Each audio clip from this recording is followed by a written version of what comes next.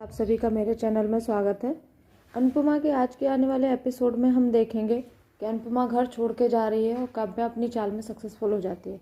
तो चलिए शुरू करते हैं आज का एपिसोड। बताती हूँ कि एपिसोड शुरू होगा, अनुपमा अपना सामान पैक कर रही होती है और घर छोड़कर जाने के लिए रेडी होती है। तभी देखेंगे कि काव्या उसके पास आ जाती है और काव्या बोलती है, अरे अनुपमा तुम जा रही हो घर छोड़कर? तो अनुपमा बोलती हाँ जा रही हूँ। तो बोलती है कि एक काम करना कि तुम सभी को ये बोल के जाना कि तुम अपनी मर्जी से जा रही हो, नहीं तो लोग मुझे ही बुरा बोलेंगे और सब लोग बोलेंगे मेरी वजह से घर छोड़ के जा रही हो।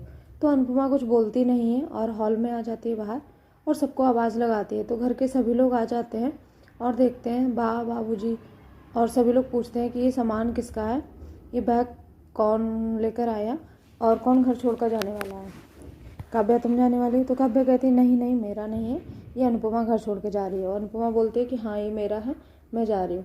तो सभी लोग बोलते हैं क्यों जा रही हो? तब बा उसे रोकने की कोशिश करती है और बाबूजी लेकिन उसे बोलते हैं अच्छा अगर तूने ये फैसला लिया है जाने का तो सही है, मैंने हमेशा तुम्हारा सपोर्ट किया है। तभी वनराज आ जाता है। वनराज पूछता है कि ये किसका बैग है, कौन जा रहा है? तो वो भी देखता है कि अनुपमा जा रही है। तो वो हंसता है और बोलता है जाने वाले ढिंढोरा नहीं पीटते हैं, जाना होता है उसे चले जाते हैं। तो अनुपमा कुछ बोलती नहीं है और वनराज फिर उसको बातें कुछ सुनाकर कमरे में चला जाता है। यहाँ पर डॉली भी बोलती है कि भाभी आप कहाँ पर जाओगे? सभी उसे रोकने की कोशिश करते हैं लेकिन बाबूजी उसको फिर वही बोलते हैं कि अनुपमा अगर तूने फैसला लिया है तो सही ही होगा, तू मेरी बेटी है और मैं भूल गया था कि बेटी की तो एक दिन विदाई होती है। अगर तू जा रही है तो चली जा, लेकिन पाखी के बारे में सोच, अगर वो आएगी तो हम सब उसको क्या बोलेंगे? वो तो डॉक्टर ने यही कहा है कि वो यही चाहती कि उसके माँ बाप दोनों एक साथ रहें। अगर वो तुम्हें यहाँ नहीं देखेगी तो उस पर क्या बीतेगी और हम उसको क्या जवाब देंगे और तू क्या जवाब देगी? जब वो इस तरीके से बात करती है तो अनुपमा जो है ना वो रोने लगती है और फिर वो बोलती है कि नहीं मैं नहीं जाऊंगी। तो वह खुश हो जाती है और बोलती है हाँ ठीक है। फिर बा और बाबूजी दूसरी तरफ दिखाया जाएगा आपस में बात कर रहे होते हैं, बोल रहे होते हैं कि आज जो हुआ ठीक नहीं हुआ, ऐसा नहीं होना चाहिए था, अनुपमा घर छोड़ के नहीं जाना चाहिए था। लेकिन बा बोलती है कि मैं जब भी कुछ बोलती हूँ मैं हमेशा वनराज का पक्ष लेती हूँ अगर वो सही होता है, उसी तरीके से आप हमेशा अनुपमा का पक्ष लेते हैं अगर वो सही होती है। हम दोनों ही अपनी अपनी जगह सही है और हमारे बच्चों को अपना आशीर्वाद दे रहे हैं। लेकिन बाबूजी बोलते हैं हमारा घर टूट गया, रिश्ते टूट गए, अब क्या बचा है? यहाँ कमरे में अनुपमा आई होती है अपने और अपनी फैमिली की फ़ोटो देखकर बहुत रो रही होती है और रो के वो अपना बहुत ज़्यादा इमोशनल हो रही होती है पाखी को देख के। उसे पाखी की याद आ रही होती है लेकिन वो बेचारी किसी से बोलती नहीं है, सिर्फ कमरे में रोती रहती है और फ़ोटो को भी जो है अपने पास रख लेती है। साथ में दूसरी तरफ दिखाया जाएगा कि बाबूजी भी बहुत इमोशनल होते हैं और वो कहीं झूले पे बैठकर रो रहे होते हैं तो वहाँ पर तोशु आ जाता है और तोशु जो है ना वो बाबूजी से बात करता है। दोनों आपस में एक दूसरे को बात करते संभालते हैं कि क्या हो गया, ये घर में ऐसा नहीं होना चाहिए था, इस तरीके की बात कर। वहीं दूसरी तरफ दिखाया जाएगा दोस्तों कि काव्या जो है वो भी कमरे में जाती है और वनराज से बात करती है। वनराज उससे पूछता है क्या अनुपमा चली गई है?